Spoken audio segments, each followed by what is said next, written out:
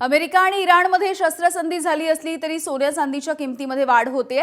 युद्धस्थिती पूर्णपणे निवळल्याशिवाय सोन्याची किमती कमी होण्याची शक्यता देखील कमी आहे।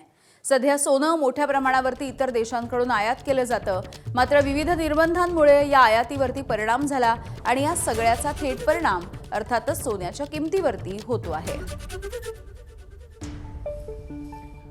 हा फक्त 15 दिवसाचा आहे, काही पूर्ण काही सीजफायर करण्यात आलेलं नाही आणि किती केलं तरी हे सोनं हे बाहेरनं आयात होतं आणि याला आत्ता तर सध्या सगळ्या कंट्री सोनं खरेदी करायला लागलेलं आहे।